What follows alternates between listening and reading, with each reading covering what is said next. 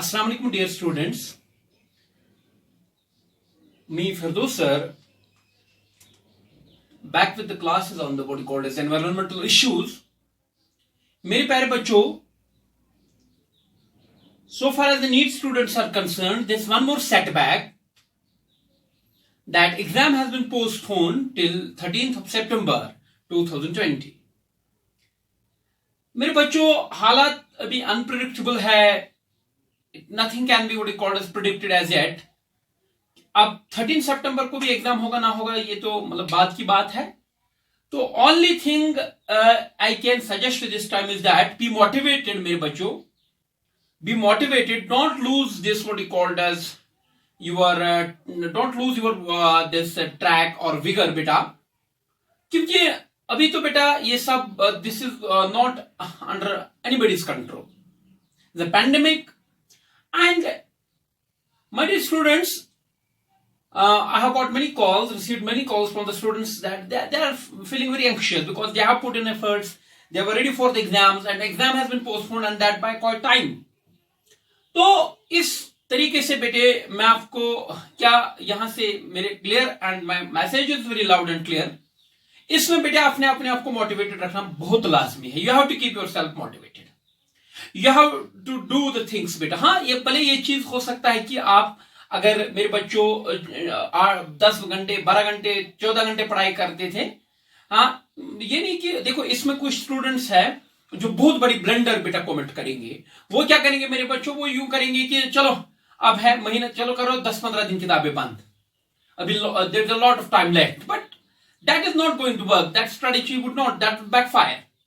इसमें बिल्कुल मैं ये आपको नहीं दूंगा बेटा, ये कभी सजेस्ट मैं नहीं करूंगा कि you take one day rest. No, never. You put on consistent efforts. हाँ, भले अगर आप में अभी 15-16 घंटे आप पढ़ते थे, हाँ 8 ही पढ़ो, 7 ही पढ़ो, 6 ही पढ़ो बेटे, but do that on a consistent basis.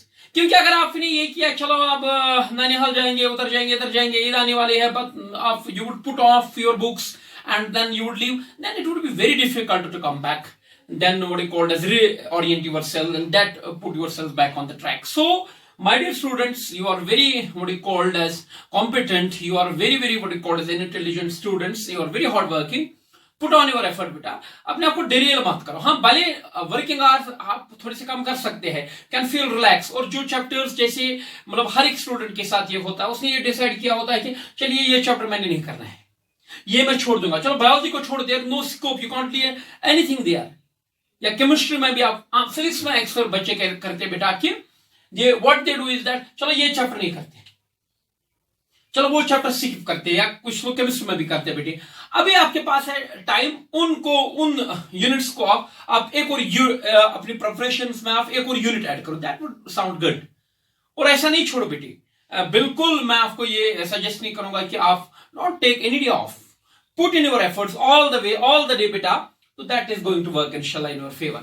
चलिए मेरे बच्चों, अब मैं यहाँ 12th क्लास स्टूडेंट्स को हमने खत्म किया था बेटा water pollution, air pollution. Now we will start with the water pollution. अब हम वाटर पोल्यूशन मेरे बच्चों स्टार्ट करेंगे.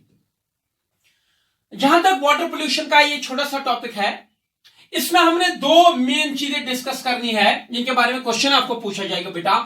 One is my dear students biomagnification. इसमें 2 ही टॉपिक्स आपको डिस्कस करने हैं.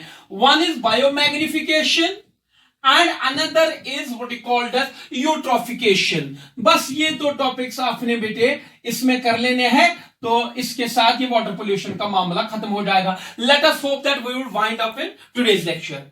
तो बायोमैग्निफिकेशन और यूट्रोफिकेशन ये 2 टॉपिक्स आपने इसमें डिस्कस करने बेटा.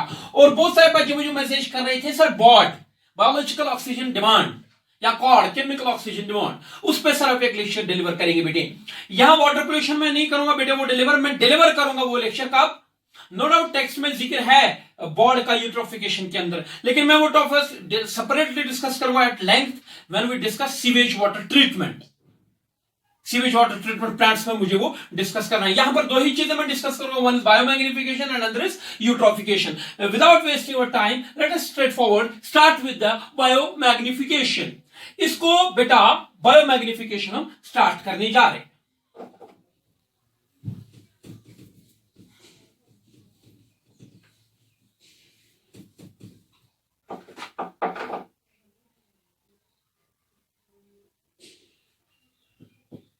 biomagnification, also called as bioconcentration.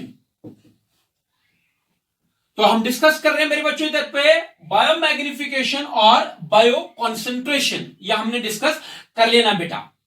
ये क्या होता है बेटा, पहले मैं डिफाइन करूंगा, फिर मैं फूड चेन की वजह से, मतलब फूड चेन की हेल्प से मैं आपको ये समझाऊंगा बेटा। Biomagnification, bio it means it is something concern with the biological world, biological life forms. Magnification, magnify होना बेटा, किसी चीज का मैग्निफिकेशन होना, मैग्नीफाई होना कोई चीज, इंक्रीज होना कोई चीज बेटा, या कोई चीज कंसंट्रेट होना, इसीलिए इसको हम बोलते हैं बायोलॉजिकल ऑर्गेनिज्म्स के अंदर कोई चीज कंसंट्रेट होना, कोई चीज मैग्नीफाई होना बेटा, उसी को हम बोलते हैं बायो मैग्निफिकेशन, और उसी को हम मेरे बच्चों बोलते हैं bio concentration. Now let's discuss what it is. मैं यहां डिफाइन कर लूंगा तो आप नोट कीजिए। इंक्रीज इन द, ऐसे में इंक्रीज दिखा रहा हूं बेटा, increase in the concentration of persistent, increase in the concentration of persistent or non-biodegradable, increase in the concentration of persistent or non-biodegradable toxic substances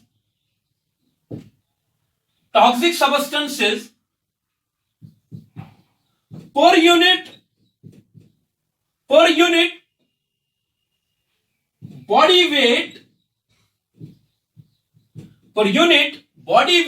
increase in the concentration of persistent or non-biodegradable toxic substances per unit body weight along the successive trophic levels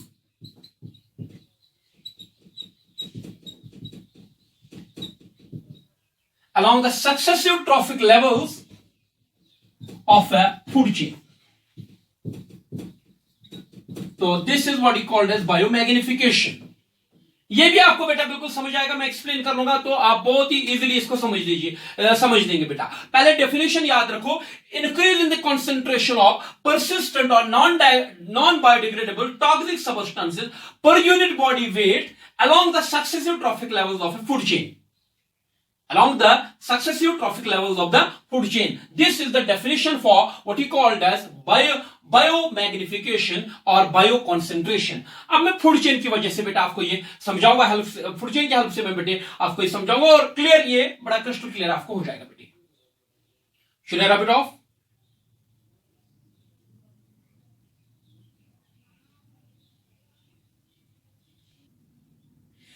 Let's discuss example of biomagnification. Let's discuss biomagnification by taking the example of DDT. DDT की आपने बेटा DDT का नाम सुना होगा। In the USA में, in the USA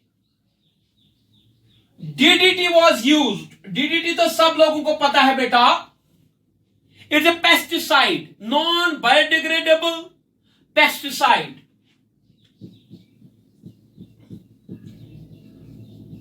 pesticide है, dichloro डाइफेनॉल ट्राइक्लोरोइथेन, it's a pesticide. लेकिन ये जो डीडीटी है बेटा, ये पेस्टिस को किल करने के लिए हम यूज करते हैं। लेकिन आपने याद रखना है बेटा, एक चीज पहले यहां पर ख्याल रखना है कि ये नॉन बायोडिग्रेडेबल है।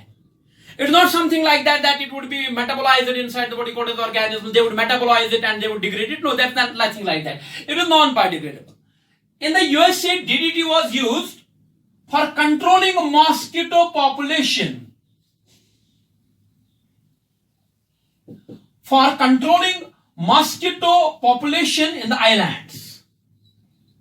तो ये याद रखो मेरे बच्चों, मैंने क्या बोला, DDT डीडीटी क्या है बेटा? Is a pesticide. ये पेस्टिसाइड है। बायोडिग्रेडेबल है कि नॉन बायोडिग्रेडेबल है? ऑब्वियसली नॉन बायोडिग्रेडेबल है बेटा, नॉन बायोडिग्रेडेबल है। इसको यूज किया गया over the islands of the USA for controlling mosquito population. वहां मॉस्किटोज की पॉपुलेशन ज्यादा रहती थी, उनको कंट्रोल करने के लिए इसको वहां पे स्प्रे किया गया डीडीटी को बेटा।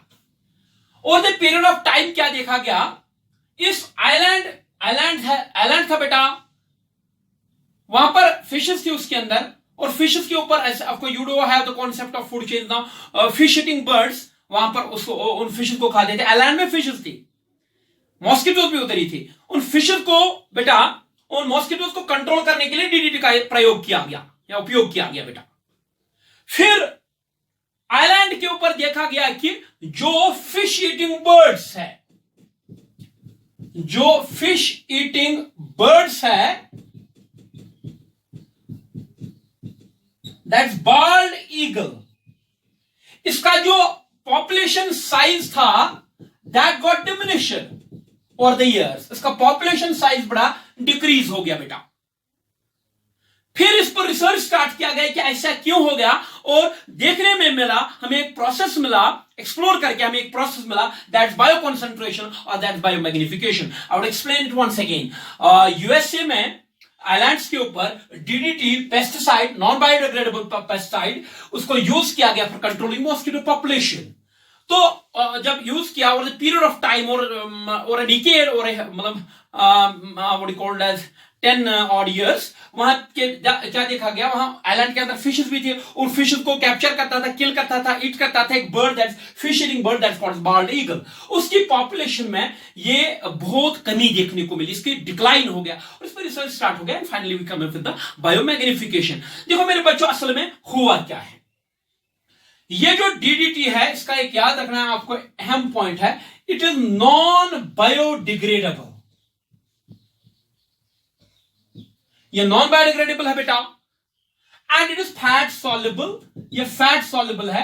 जब ये हमारे टिश्यूज के अंदर आ जाता है बेटा, ये फैट में जमा रहता है बेटा, इट फैट सॉल्युबल। ये दो चीजें, non biodegradable and fat soluble. किसकी बात? डीडीटी की बात। क्या है बेटा डीडीटी क्या है? It's a pesticide, non biodegradable and fat soluble. तो I would what you called as rub it off. ये कॉपी कर लो।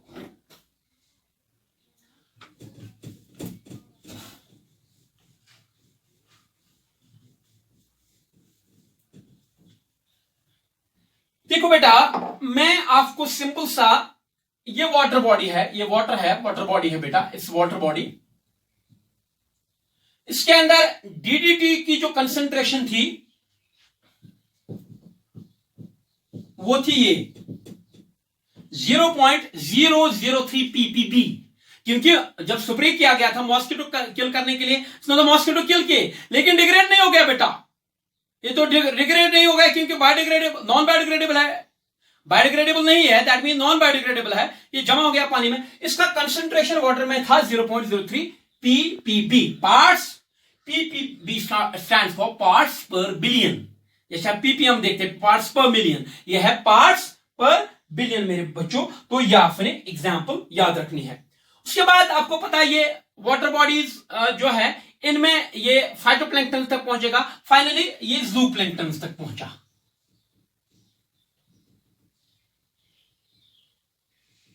हम यहां डायरेक्टली ज़ूप्लैंक्टन की बात करते बेटा। वाटर से इसको एब्जॉर्ब किसने किया? फाइटोप्लैंक्टन ने। फाइटोप्लैंक्टन को किसने खाया? ज़ूप्लैंक्टन।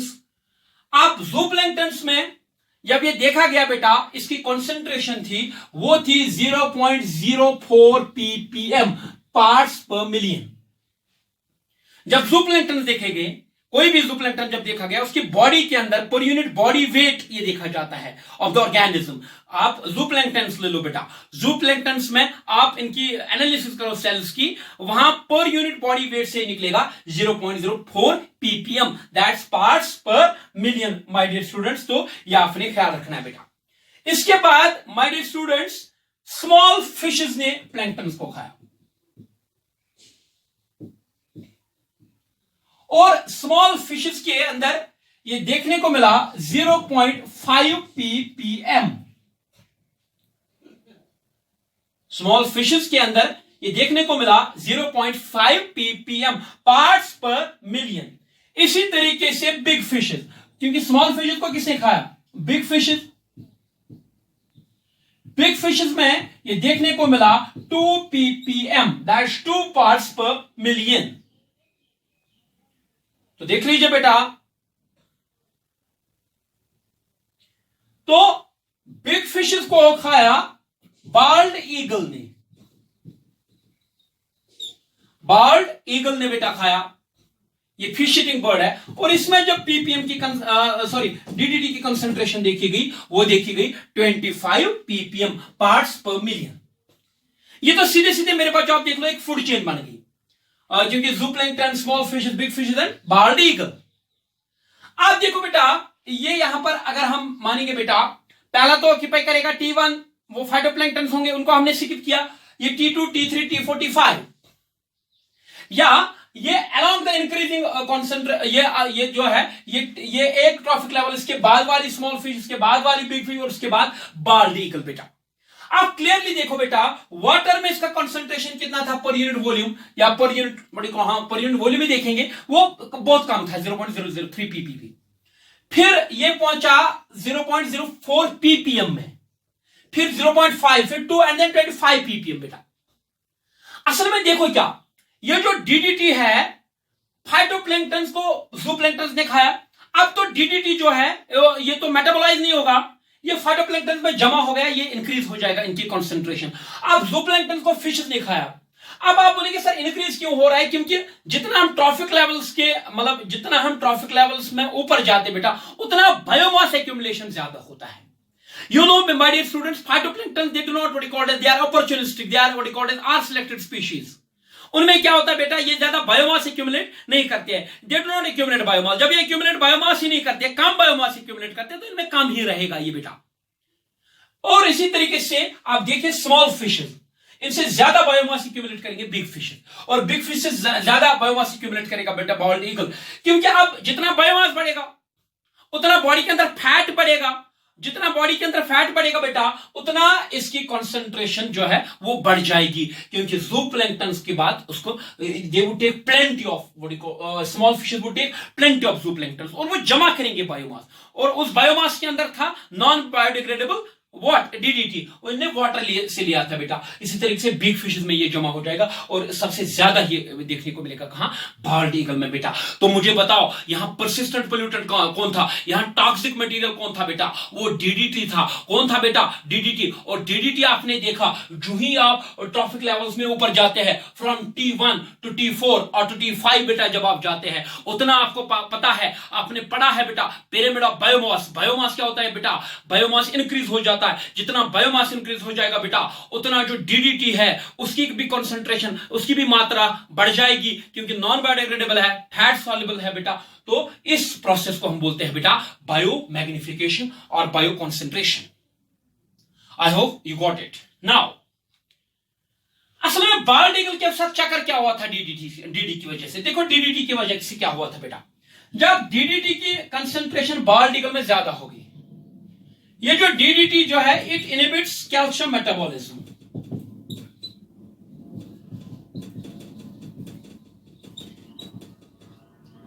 ये डीडीटी का मसला क्या था? ये इनहिबिट क्या करता है बेटा? Calcium metabolism.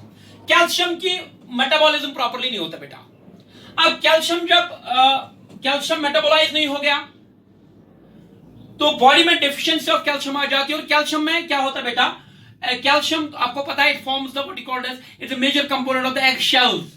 एग शेल्स में कैल्शियम एक अहम कंपोनेंट होता है बेटा। जब कैल्शियम मेटाबॉलिज्म इनहिबिट हुआ, कैल्शियम की कंसंट्रेशन की कम हो गई बेटा, तो इसकी वजह से हो गया थिनिंग ऑफ एग शेल्स। जब थिनिंग ऑफ एग शेल्स हो गए बेटा, they become more what you called vulnerable to breaking of eggs ज्यादा हो गया, और एग्स ब्रेक ज्यादा हो गए, एग ब्रेकिंग ज्यादा होगी बेटा। जितने एग्स ब्रेक हो गए, तो उतने बेटा पॉपुलेशन में कमी आ गई। तो ये भी आपको ख्याल रखना है कि डीडीटी असल में क्या करता है बेटा, DDT inhibits calcium metabolism, calcium की डेफिशिएंसी आ जाती है। Calcium is a major component of the eggshells. जब कैल्शियम की कमी होगी, एगशेल्स थिन रहे तो वो ब्रेकेज उनमें ज्यादा आ गया, ब्रेकेज ज्यादा आ गया तो उनमें जो हो गया, उसके अंदर जो हैच एग्स नहीं हो पाए, उनके अंदर जो इंडिविजुअल्स थे बेटा, उनका डेथ हो गया, and that resulted in the decrease in the population size of the bird eagle. तो इस तरीके से मेरे बच्चों ये होता है, दैट्स कॉल्ड बायोमैग्निफिकेशन। इस तरीके से बायोमैग्निफिकेशन कंप्लीट हो गया बेटा। अब एक और सवाल इसके हवाले से पूछा जा सकता है, अब कौन कौन सा चीज दिखा सकता है बायोमैग्निफिकेशन? ऐसे वहां से सवाल आया था मेरे बच्चों, एक बार नीट में पूछा गया था और कॉम्पिटेटिव एग्जाम्स में, बाकी एग्जाम्स में भी पूछा गया था। आप बताइए कि कौन सा चीज बायोमैग्निफिकेशन नहीं दिखाएगा। वहां ऑप्शन था वो डीडीटी, ऐसे मैं सवाल पूछूंगा आपको, BHC,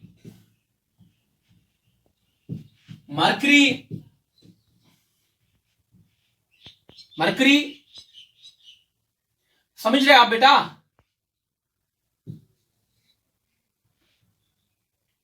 D, that is what he called as wood pulp.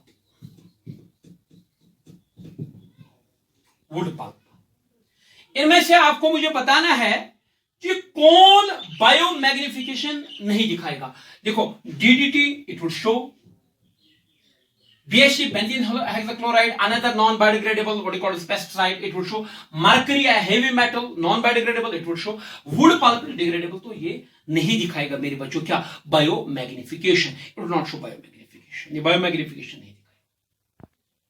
Aldrin है बेटा, aldrin it's one more what you call as pesticide, ये भी बायोमैग्निफिकेशन दिखाएगा, the aldrin because it is also non biodegradable toxic pollutant. तो ये इस तरीके से एक और सवाल इसमें बन सकता है बेटा। दो एग्जांपल्स आप अहम याद रखेंगे, that's this DDT and another is mercury. इनके दोनों का टेक्स्ट बुक में है, they have been mentioned in the text book, so you should do it.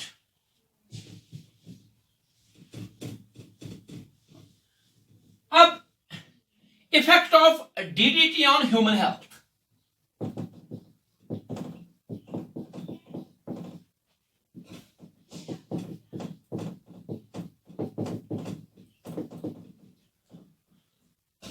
Effect of DDT on human health. Humans में अगर बेटा देखो फिशेस पे आ गया, फिशेस को हमने खाया तो हमें भी डीडीटी आ सकता बेटा। Number one what it would do is that it can cause liver cirrhosis, liver cirrhosis ये कॉज करता है बेटा। Softening of brain, brain tissue को ये सॉफ्ट करता है, softening of brain.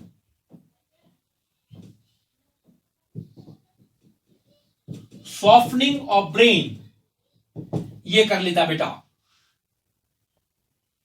Number third hypertension, hypertension, defective sex hormone ये बन जाते हैं। So these are some what you called as effects of DDT on human health: liver cirrhosis, softening of brain, hypertension and defective sex hormones बेटा। तो ये हो गया किसके बारे में बेटे, ये हो गया बायोमैग्निफिकेशन और बायो कॉन्सेंट्रेशन के बारे में। तो दैट्स ऑल अबाउट बायोमैग्निफिकेशन और bio concentration. Let's now start with another topic, that eutrophication। देखो बेटा यूट्रोफिकेशन किसको बोलते बेटा, enrichment of nutrient, enrichment of nutrient, or I can say like this, aging of lakes,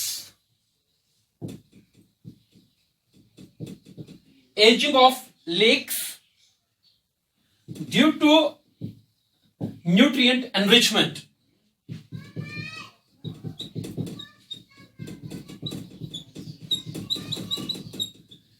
ये बेटा है simple and robust definition of what you call it eutrophication. Eutrophication कोई ज्यादा मामला नहीं है, यह है एजिंग ऑफ लेक्स। लेक समझ रहे आप, तालाब, उनकी, या लेक्स झील जिसको बोलते बेटा, तालाब अलग बात है। तो ageing of lakes due to nutrient enrichment. तो आप बोलेंगे सर ये थोड़ा सा आप एक्सप्लेन कर लीजिए कि वो what do we mean by ageing of lakes due to nutrient enrichment. ये इंपॉर्टेंट है इस डेफिनेशन में, न्यूट्रिएंट एनरिचमेंट इसमें बेटा बहुत ही इंपॉर्टेंट है, तो ये आप ख्याल रख ले बेटा। इसका ख्याल रखो बेटा, मैं बता दूंगा क्या मसला है। देखो मेरे बच्चों, जो हमारे पास जो यंग और newly formed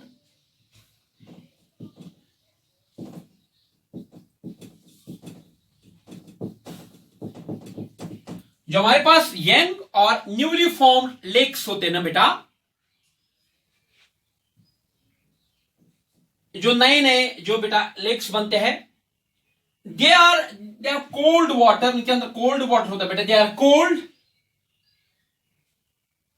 they are what called as clear,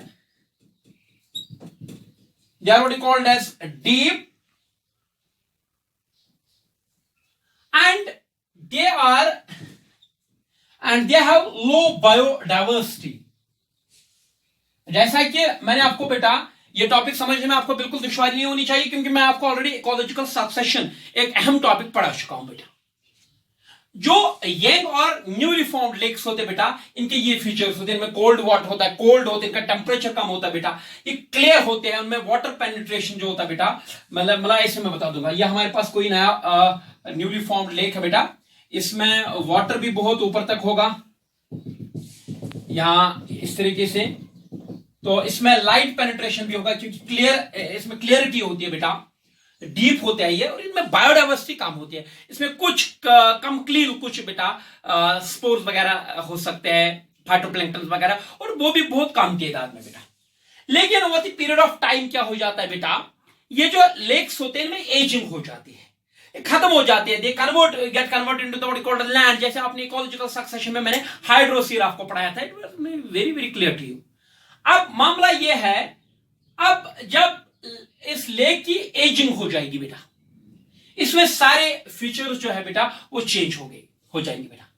वो क्या मतलब, वो मतलब ये कि अब इनमें जो वाटर है, पहले तो वाटर की मैं बात करूंगा क्लियरिटी की, अब वाटर टर्बिड हो जाएगा बेटा, टर्बिडिटी इसमें बढ़ जाएगी। अब डीप नहीं रहेगा ये, क्योंकि इसमें अब ऑर्गेनिक मैटर ऐड होगा, अब ये शैलो बनेगा, और आहिस्ता आहिस्ता इसमें बायोडाइवर्सिटी जो है वो इंक्रीज हो जाएंगी। That's more and more life forms would invade into this what called lake.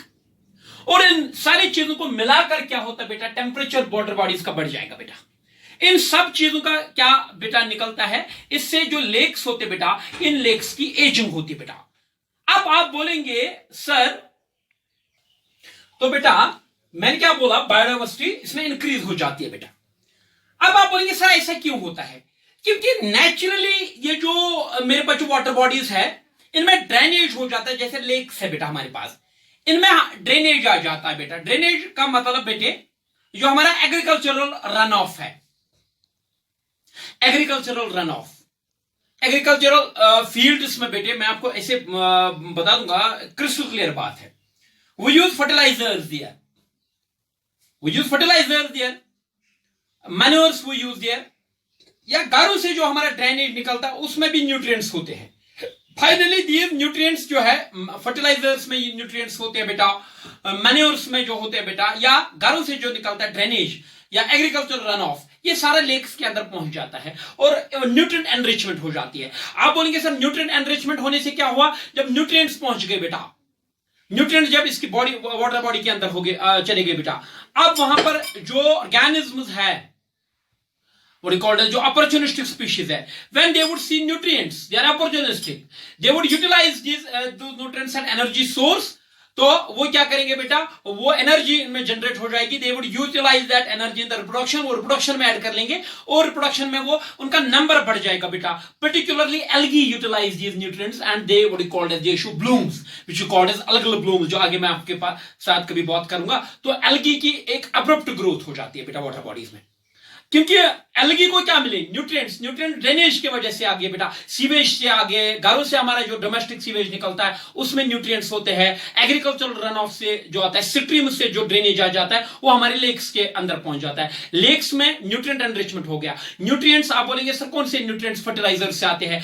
Specially we have to major what you called as nutrients coming from the agricultural run off. One is nitrates and another is phosphates. One is nitrates and another is what you called as phosphates. ये दो अहम nutrients है बेटा। Nitrates because we use NPK in the agriculture, आपने वो देखा होगा, हम एनपीके का इस्तेमाल करते हैं, उसमें नाइट्रेट होता है बेटा, फॉस्फेट्स होते हैं बेटा, इवन पोटेशियम भी होता है, ये सारे निकल जाते हैं बेटा। और दे आर न्यूट्रिएंट्स जो ये एल्गल सेल्स को मिले, they would show rapid multiplication, they would show blooms बेटा। आपने वो पानी के ऊपर एक ग्रीन कलर का वो मैट बन जाता है, एक ब्लूम बन जाता है बेटा, that's called as algal bloom. और जब एल्गी इंक्रीज हो गए बेटा, फिर जूप्लैंक्टन से वो भी बढ़ जाएंगे, आप बायोडाइवर्सिटी बढ़ जाएगी वाटर में। आप बोलेंगे सर अब क्या होगा? देखो बेटा, जब बायोलॉजिकल लाइफ फॉर्म्स बढ़ेंगे बेटा, अब डिकम्पोजिशन बढ़ेगा, डेड ऑर्गेनिक मैटर ज्यादा बनेगा, और डेड ऑर्गेनिक मैटर जितना ज्यादा बनेगा बेटा, उतना लैक्स जो है वो शैलो हो जाएगी बेटा, उतनी उनकी टर्बिडिटी बढ़ जाएगी, उतना उनमें बायोडाइवर्सिटी बढ़ जाएगा बेटा। और इन सबसे एक अहम चीज जुड़ा हुआ है बेटा, that's BOD, biological oxygen demand, जो कि मैंने आपको बोला है, मैं सीवेज वाटर ट्रीटमेंट में पूरी तरीके से आपको समझाऊंगा। अब क्या होता है बेटा मैं बता दूंगा, जो मैं थोड़ा सा यहां पर आपको समझाऊंगा ताकि आपको क्रिस्टल क्लियर हो जाए ये बात। BOD का मतलब होता है बायोलॉजिकल ऑक्सीजन डिमांड। मुझे बताओ यूट्रोफिकेशन से, न्यूट्रिएंट एनरिचमेंट से बेटा क्या हो गया, हुआ ये कि बेटा हुआ ये कि जो ऑर्गेनिक मैटर है, डेड ऑर्गेनिक मैटर, वो वाटर बॉडी में बढ़ गया। अब माइक्रोब्स भी वहां पर होते बेटा, वो माइक्रोब्स इस डेड ऑर्गेनिक मैटर को या इस ऑर्गेनिक मैटर को डिकम्पोज करना चाहते हैं। जब या डिसॉल्व्ड ऑर्गेनिक मैटर जो वाटर में बढ़ जाता है उसको डिकम्पोज करना चाहते हैं। डिकम्पोजिशन के लिए वो ऑक्सीजन यूज करते हैं, dissolved oxygen in the water. जब वो डिसॉल्व्ड वाटर ऑक्सीजन में बेटा यूटिलाइज हो गया, वो तो वाटर बॉडी में कम हो गया, वाटर बॉडी में डिसॉल्व्ड ऑक्सीजन कम हो जाता है। ये बहुत ही इंपॉर्टेंट चीज है ये यूट्रोफिकेशन के साथ मुंसलिक, कि जब यूट्रोफिकेशन होती है, जो डिसॉल्व्ड ऑक्सीजन बेटा वाटर बॉडी में होता है वो कम हो जाता है, क्योंकि उसको माइक्रोब यूज करते हैं for oxidising dissolved organic matter in the water bodies. जब ऑक्सीजन कम हो गया, डिसॉल्व्ड ऑक्सीजन कम हो गया बेटा, एनॉक्सिया होता है, हाइपोक्सिया होता है बेटा। जो लाइफ फॉर्म्स होते हैं, फिशेस वगैरह, उनको डिसॉल्व्ड ऑक्सीजन नहीं मिलता है, that results in the death of the what you called as fishes as well, that pose a threat to the what you called as aquatic life forms. तो इस तरीके से मेरे बच्चों जो लेक है इसमें डिकम्पोजिशन बढ़ गया, डेड ऑर्गेनिक मैटर बढ़ गया, डेथ हो गई लाइफ फॉर्म्स की, वाटर कम हो गया, तो इसमें ये जो होता है this is called as ageing of the lakes, and this ageing of the lakes due to nutrient enrichment is called as eutrophication. इसको मेरे बच्चों हम यूट्रोफिकेशन बोलते हैं। That's very very clear to you, I hope you understand. अब आप बोलेंगे ये जो एनरिचमेंट है, ये जो यूट्रोफिकेशन है बेटा, अब आप बोलेंगे कि सर ये जो यूट्रोफिकेशन है ये एक नेचुरल प्रोसेस है। Ageing of lakes is a natural process, ये नेचुरली हो जाता है बेटा। So eutrophication can be, I can divide this eutrophication into two types.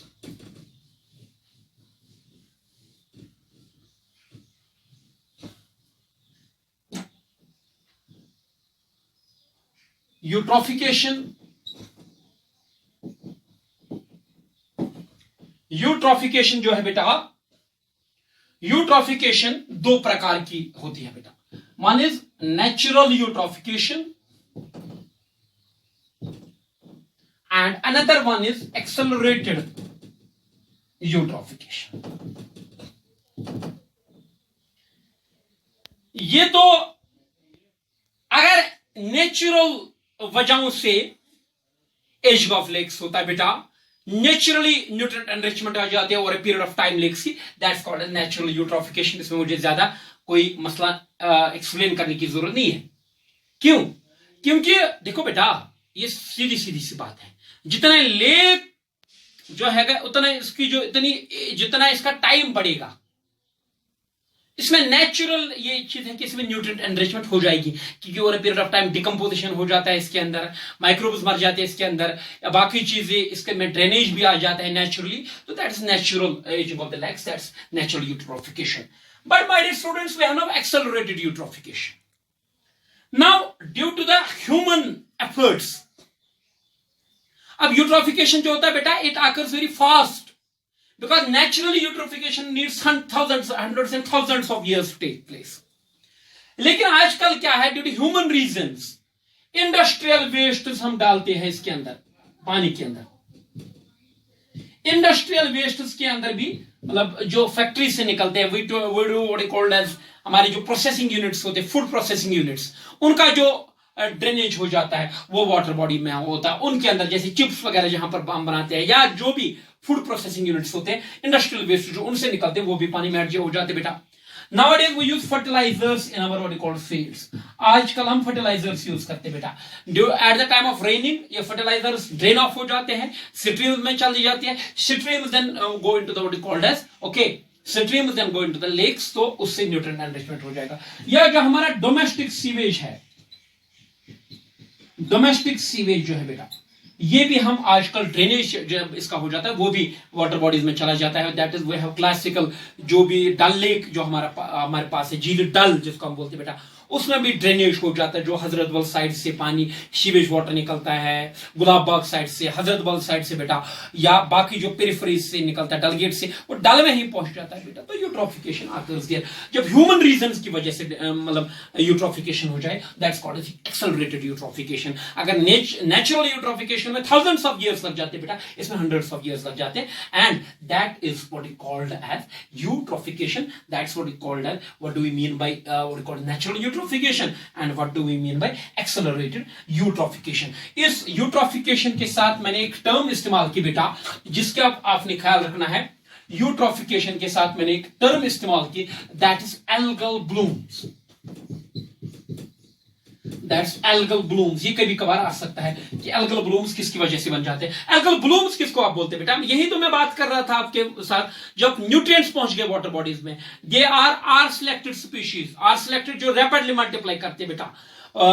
तो इनको जब न्यूट्रिएंट्स मिली, मैंने अभी आपको बोला they do not accumulate biomass, ये सिर्फ डिवाइड करते रहते हैं। जब इनको न्यूट्रिएंट वाटर में आ गए, इतना ज्यादा ग्रो करेंगे कि they would outnumber other species there, तो एक ब्लूम बन जाएगा। इसको उनको बोलते हैं एल्गल ब्लूम। जैसे वो मैट बना होता है पानी के ऊपर, वो पूरा ग्रीनिश मैट बना होता है, वो एल्गल ब्लूम कहलाता है बेटा। तो इसके साथ ये इंपॉर्टेंट चीज है एल्गल ब्लूम्स। एल्गल ब्लूम्स जो होता है बेटा, that's mainly due to the growth of algae और ब्लू ग्रीन एल्गी। साइनोबैक्टीरिया की वजह से ये हो जाता है, या एल्गी की वजह से होता है बेटा। तो ये इस तरीके से हमने बात की यूट्रोफिकेशन के साथ, that's algal blooms.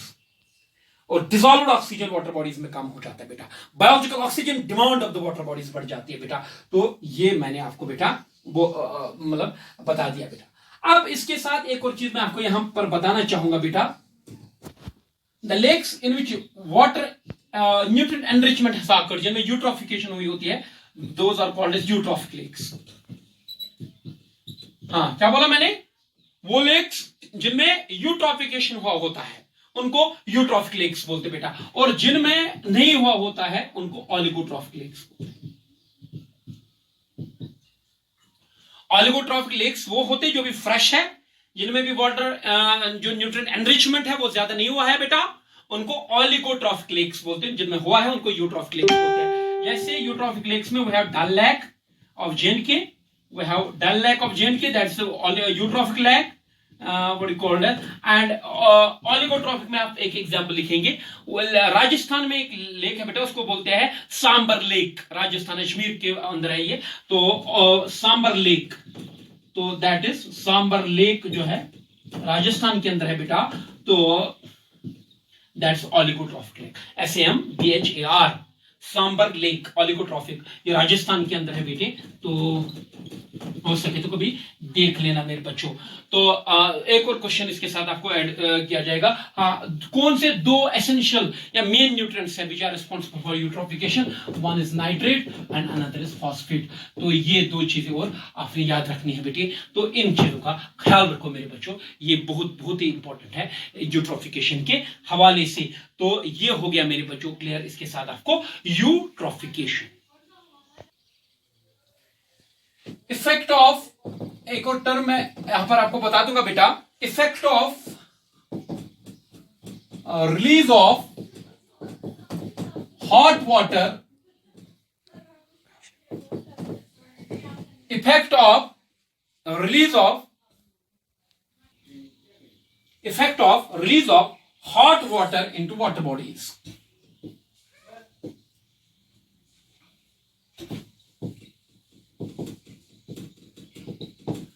Effect of release of hot water into water bodies.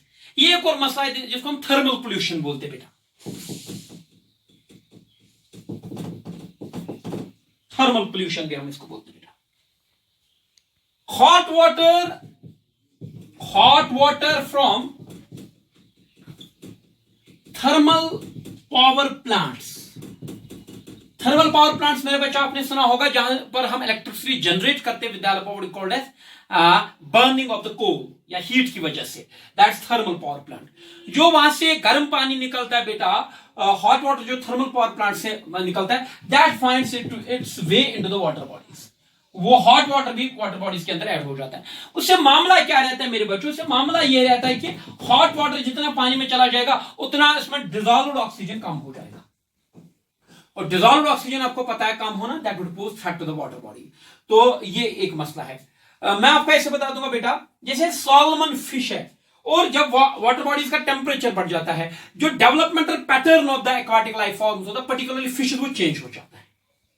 मैं कह रहा हूं बेटे ये याद रखो, अगर कोई वाटर बॉडी है इसका टेम्परेचर कम था, अब इसका टेम्परेचर हॉट वाटर ऐड होने से बढ़ गया बेटा. अब जो ही वाटर बॉडीज का टेम्परेचर बढ़ गया, डिजॉल्व्ड ऑक्सीजन कम हो गया, और जो डेवलपमेंटल पैटर्न होता है बेटा, डेवलपमेंटल पैटर्न चेंज हो जाता है.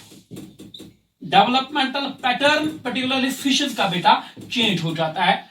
आप बता दिए सर, आप एक एग्जांपल बता दिए. जैसे सॉल्मन फिश, आप सब लोगों ने सुना होगा, सॉल्मन फिश जो है, it does not show spawning in the hot water. Hot water में ये स्पॉनिंग नहीं करते बेटा. कौन? सॉल्मन फिश. क्योंकि वाटर बॉडी का टेम्परेचर बढ़ गया, अब ये स्पॉनिंग नहीं दिखाएगा बेटा. कौन? सॉल्मन फिश. इसी तरीके से जो ट्राउट है बेटा, ट्राउट की अगर हम बात करेंगे, जो ट्राउट है,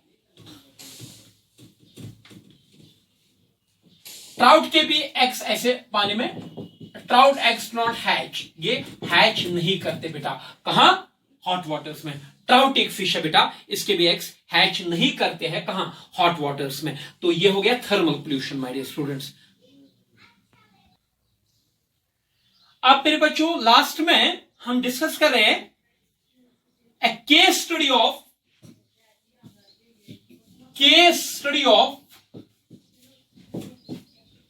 integrated waste water treatment.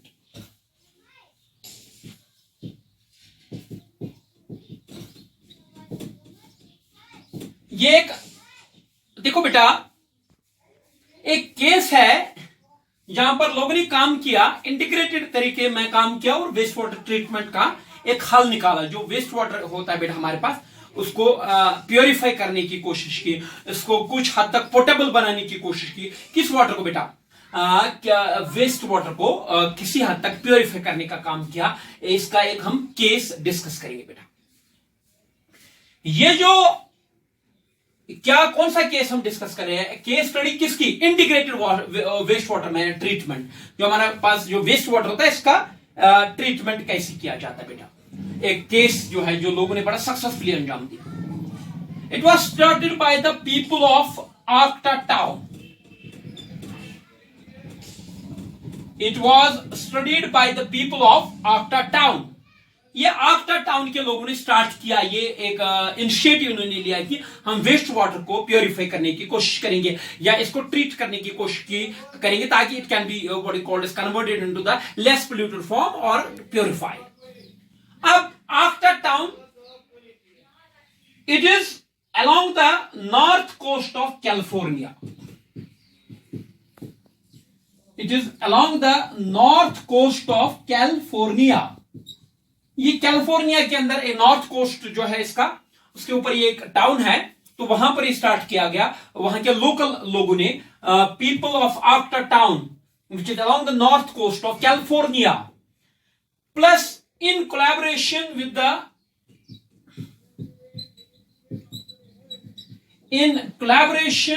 With the scientists of Humboldt university.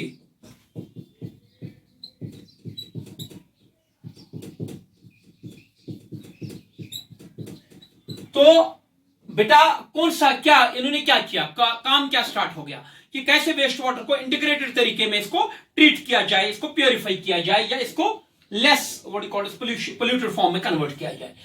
तो इसको स्टार्ट किया आक्टा टाउन के लोगों ने, जो नॉर्थ कोस्ट ऑफ कैलिफोर्निया के अलोंग है वो town, in collaboration with the scientist of Humboldt university. Humboldt university के साइंटिस्ट के साथ मिलकर इन्होंने ये प्रोजेक्ट जो है, it was a beautiful project that was started by the people of Arcata town along with the in collaboration with the scientist of Humboldt university. Okay,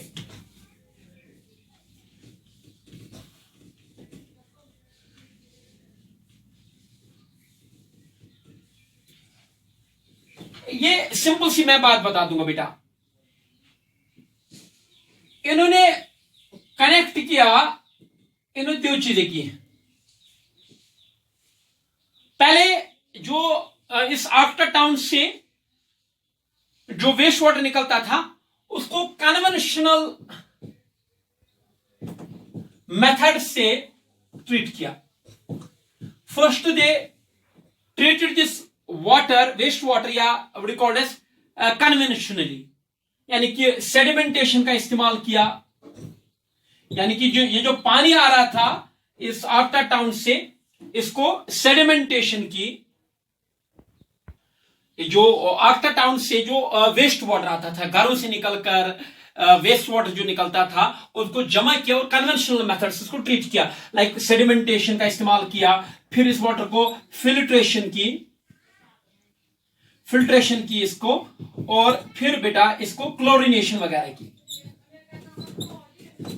लेकिन ये तो बेटा क्या है, ये कन्वेंशनल मेथड है। पहले इस पानी को जमा किया, जो वेस्ट वाटर निकलता था वहां से इसको जमा किया, इसकी सेडिमेंटेशन की, फिल्ट्रेशन की या क्लोरिनेशन की, तो ये कन्वेंशनल मेथड। फिर बायोलॉजिकल ट्रीटमेंट किया इस वाटर का, ये अहम था। What they did is that they connected 6 marshes. 6 marshes were connected. इन्होंने 6 मार्शी एरियाज को, मार्च समझिए आप, दलदल वाली जमीन, 60 हेक्टेयर्स उनके थे, वो कनेक्ट किए। 6 marshes were connected which were covering an area of 60 hectares. इन्हें कनेक्ट किया मार्शेस को। मार्शेस आप समझते हैं बेटा, ये कोस्टल एरिया के along, low lying coastal areas के अलोंग लो लाइंग एरियाज होते बेटा, उसको हम बोलते हैं marshy area, swamp area. 6 marches को कनेक्ट किया मेरे बच्चों, 6 मार्शेस को। तो जो ऑक्यूपाई या जो एरिया कवर करते थे 60 हेक्टेयर्स का, यहां से पहले इस वाटर को जमा किया, इसको कन्वेंशनल ट्रीटमेंट किया, सेडिमेंटेशन, फिल्ट्रेशन, क्लोरिनेशन। उसके बाद इन्होंने बायोलॉजिकल इस पानी को लाया 6 कनेक्टेड मार्शेस में। मतलब मान लीजिए ये है मार्श एरिया, ये है मार्श एरिया, ये है मार्श एरिया। तो ऐसे इस पानी को इनके अंदर, इन मार्शेस के अंदर डाला गया। अब बोलेंगे सर, अब मार्शेस के अंदर ऐसा क्या था? अब मार्शेस के अंदर ऐसा क्या था जिसने पानी को प्योरीफाई किया?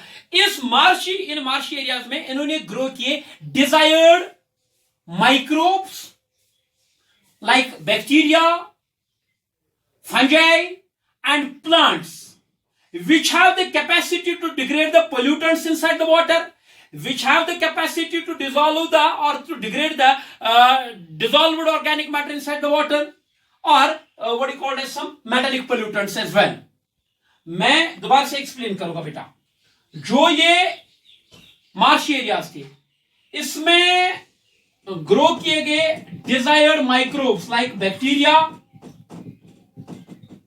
जो पोल्यूशन ईटर्स हैं जैसे सीडोमोनास स्पीशीज, या बाकी बैक्टीरिया जो कि डिकम्पोजिशन करते हैं, बैक्टीरिया, फंजी को यूज किया इसमें, और प्लांट्स को इवन यूज किया which can assimilate these what you called as, जैसे आपको we have what you called as, आपने सुना होगा कोई term, we have what you called as an initiative or a method that's called as bioremediation or phytoremediation, जहां पर pollution को कम करने में हम बायोलॉजिकल ऑर्गेनिजम्स का इस्तेमाल करते हैं बेटा। अगर बैक्टीरिया या माइक्रोब यूज करेंगे उसको बायोरेमिडिएशन, अगर कोई भी बायोलॉजिकल लाइफ फॉर्म यूज करेंगे उसको बायोरेमिडिएशन हम बोलते हैं, अगर प्लांट इस पर्पस के लिए यूज करेंगे उसको फाइटोरेमिडिएशन बोलते हैं। तो इन्होंने क्या किया बेटा, ये जो व्हाट यू कॉल्ड एज, ये जो हमारे पास थे माइक्रोब्स मेरे बच्चों या बैक्टीरिया या प्लांट्स, इन्होंने कुछ ने क्या किया, कुछ ने डिग्रेड किया, डिकम्पोज किया बेटा पोल्यूटेंट्स को, कुछ ने अपने अंदर एसिमुलेट किया और पानी को बेटा साफ कर दिया, सो दैट पानी जो मार्श से निकलेगा दैट वुड बी ट्रीटेड। तो इस तरीके से में बेटे ये इन्होंने एक इनिशिएटिव लिया, तो this is called as biological treatment. क्योंकि डिजाइन यानी कि कोई भी बैक्टीरिया, इन्होंने हम्बोल्ड्ट यूनिवर्सिटी में कोलैबोरेशन में काम हुआ था, उनको पता था कौन कौन सा माइक्रोब, कौन कौन सा पोल्यूटेंट जो है वो खत्म कर सकता है, वही इन मार्शी एरियाज में ग्रो किए गए और इस तरीके से पानी को साफ किया गया बेटा। That is what is called as, जो ग्रुप इसको मैनेज करता है बेटा, जो लोग इसको मैनेज करते हैं बेटा, that's called as foam group. जो इस प्रोजेक्ट पे काम करते थे वो तो एक तो वो आर्क्टा टाउन के लोकल सिटीजन्स थे बेटा, और उसमें साइंटिस्ट थे हम्बोल्ड्ट यूनिवर्सिटी से, उस ग्रुप को हम फोम ग्रुप बोलते हैं। फ्रेंड्स ऑफ आर्क्टा मार्शेस, ये एक नॉन प्रॉफिटेबल ऑर्गेनाइजेशन थी, एक नेटिव सिटीजन्स का ग्रुप था जिन्होंने काम किया इस पर। तो इस ग्रुप को हम बोलते हैं FOAM, FOAM, friends of Arcata marches.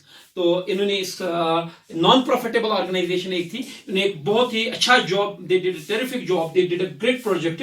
इनमें इन्होंने इंटीग्रेटेड तरीके में वेस्ट वाटर मैनेजमेंट किया। फ्रेंड्स समझ रहे हो आप, आर्क्टा मार्शेस, ये इन्होंने काम किया बेटा। That is about what is called as waste water treatment, integrated waste water treatment बेटा। मेरे बच्चों यहां पर हम आपके साथ अभी डिस्कस करने जा रहे हैं आप एक term that's called as ecosan toilets. Ecosan toilets हम उसको बोलते बेटा। इकोसेन टॉयलेट्स क्या होता है बेटा, जो ह्यूमन एक्सक्रीटा होता है,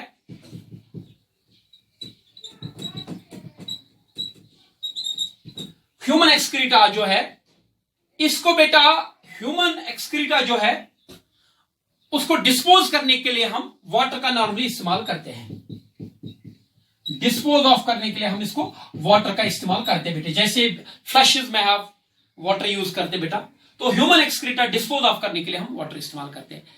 अब एक नया कॉन्सेप्ट आया है आजकल, दैट इज इकोसेन टॉयलेट्स। हम this is disposing of human excreta. This is disposing of human excreta without utilizing water. Water का इस्तेमाल किए बगैर अगर हम what you called as human waste को डिस्पोज करते बेटा, उसको हम बोलते बेटा इकोसेन टॉयलेट्स। वो एक नया कॉन्सेप्ट आया बेटा, और it's called dry composting. Dry composting इसको बोलते बेटा। ह्यूमन एक्सक्रीटा निकलता है लेकिन उसको हम वाटर वगैरह से फ्लश नहीं करते बेटा, इसको ड्राई करते हैं, हम कंपोस्टिंग करते हैं बेटा। एंड इट इज, इससे दो तीन चीजें इसका इसका क्या फायदा है sir, why do we go for ecosan toilets या ड्राई कंपोस्टिंग हम क्यों करते बेटा? इसका एक ये है, इसकी वजह से एक तो हम ह्यूमन एक्सक्रीटा को कन्वर्ट करते हैं इनटू मैन्योर, मैन्योर बनाते हैं हम इससे ह्यूमन एक्सक्रीटा जो है, एक्सक्रीटा जो है that's converted into manure. Manure में वो हम एक्सक्रीटा जो कन्वर्ट करते हैं।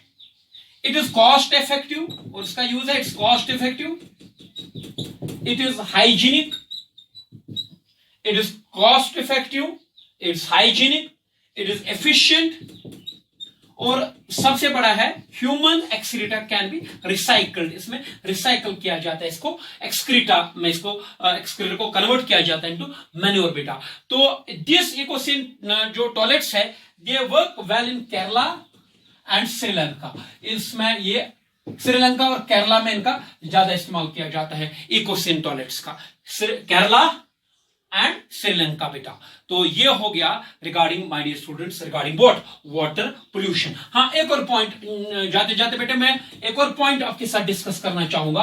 वो क्या है मेरे बच्चों? वो है वाटर पोल्यूशन एक्ट जिसको आप बोलते हैं, water prevention and control of pollution act was passed in India. It was passed in 1974. It was passed in 1974. Water pollution act जिसको आप बोलते हैं, या वाटर प्रिवेंशन एंड कंट्रोल, कैसे हम प्रिवेंशन करें कंट्रोल पोल्यूशन का और कंट्रोल कैसे इसको करें, ये एक्ट पास किया गया था in India in 1974. That marks, my dear students, that marks the end of the water pollution. इसके साथ वाटर पोल्यूशन हमारा खत्म हो जाता है बेटा. Now we are left with some topics in the ecology that will mark the end of this huge unit. Thank you. God bless you all. Have a nice time.